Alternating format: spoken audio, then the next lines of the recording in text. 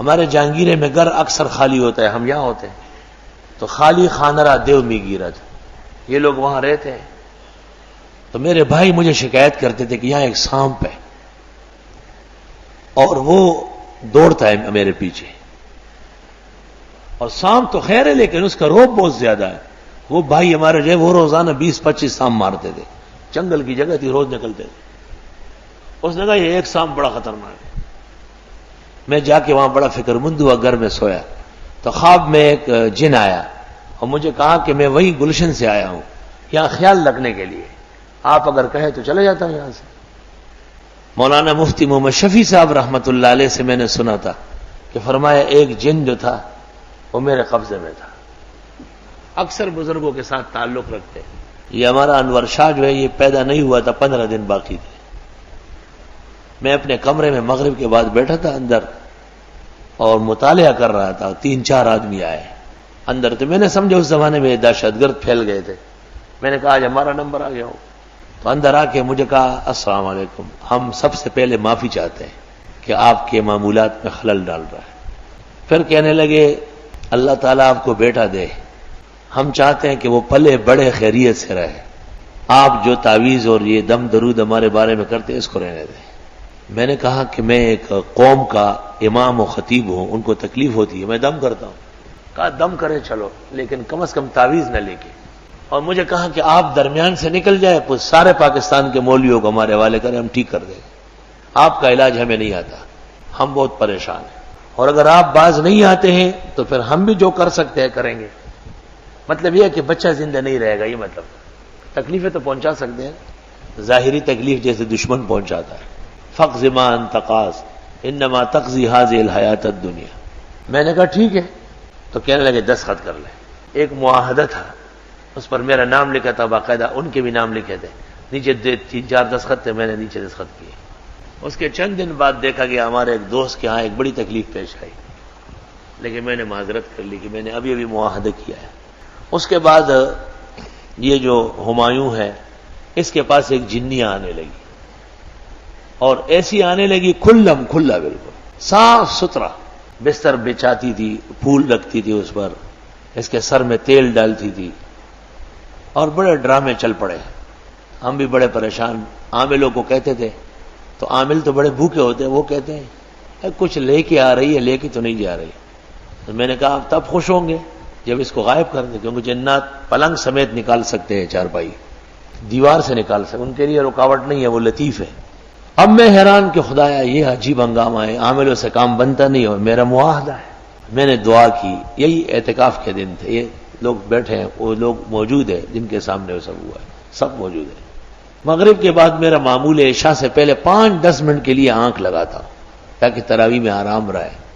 جنات کا بادشاہ آیا، مجھے کہتے ہیں عاملوں کو مت طلب کرے، وہ بھی بادشاہ کی بیٹی ہے، اور انہوں نے آپ کے مدرسے کے باہر 70 لاکھ فوج جمع کی ہے، گھمسان کی جنگ ہو جائے گی. بس آپ پر فیصلہ ہے، ان کا اور ہم سب کا اتفاق ہے، آپ جو کہے. میں نے کہا نہ آئے، چلی جائے وہ. تو کہا بس آپ کچھ لکھ دیں، وہ نہیں آئے گی. تو میں جب بیدار ہوا تو میں حیران ہوا کہ اوہ مجھے تو لکھنا آتا نہیں، میں نے کبھی تعویذ لکھی نہیں اس باب میں. کتابیں جیسے ابھی لگی ہے، وہاں ایک کتاب شاہ عبدالعزیز کی کمالات اوپر سے نیچے گر گئی. میں سمجھ گیا کہ اچھا ابھی تک یہی ہے. کتاب اٹھا کے پھینک دی. یہ دے.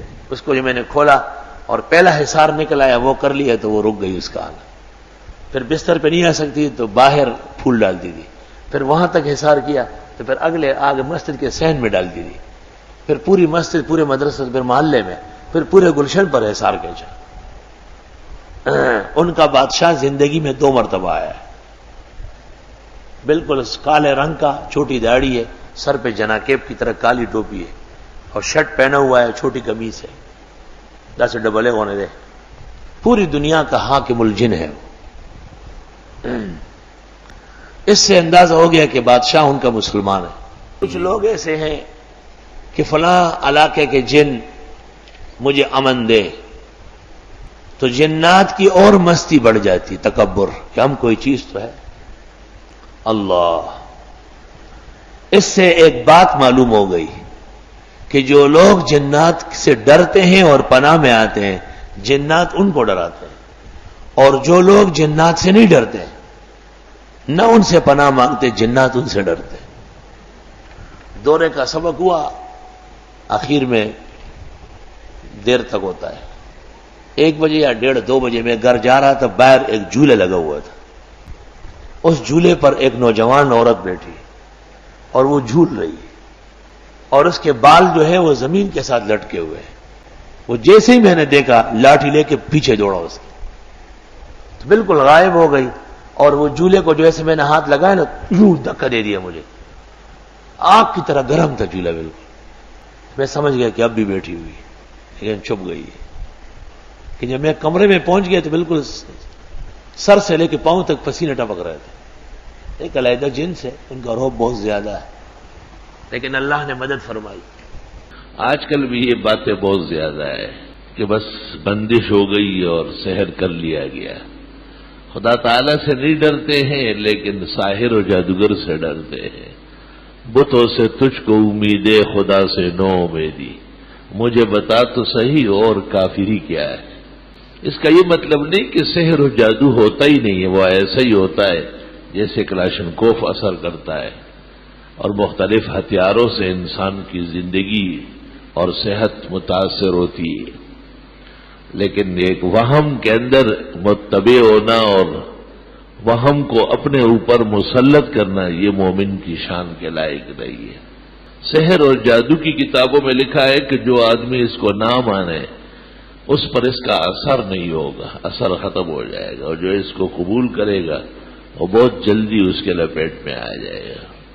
اللہ، تو یہ مشہور تھا کہ مسلمانوں پر یہود نے سحر کیا ہے، بندش ہو گئی اور ان کے ہاں اولاد نہیں ہو رہی تھی. اتفاق ایسا تھا کہ یہ لوگ جب وہاں گئے مدینہ منورہ، شاید صدمے اور غم کی وجہ سے یا کسی اور وجہ سے خدا کی تکوینی نظام کے تحت ان کے ہاں بچے نہیں ہو رہے تھے. عبداللہ ابن زبیر پیدا ہو گئے، حضرت زبیر رضی اللہ تعالیٰ عنہ کے گھر، حضرت اسماء رضی اللہ تعالیٰ عنہ کے بطن سے. ففرح المہاجرون والانصار، مہاجر و انصار بڑے خوش ہو گئے. عبداللہ کو لے کر کے آئے پیغمبر کی خدمت میں، آپ نے اس کی تہنیق کی، کھجور منہ میں نرم کیا، کلمات پڑھ کر اللہم اجعلہ مولودا صالحا قرۃ لعینیہ، اس بچے کو نیک بنائے اور ماں باپ کی آنکھوں کی ٹھنڈک بنائے. یہ دعا فرمائی. اور یہ دستور ہے کہ جب چھوٹا بچہ ہو، ابھی ابھی پیدا ہوا ہو، صاف ستھرا کر کے قرب و جوار میں جو نیک صالح انسان ہو، ان کے اخلاق بہت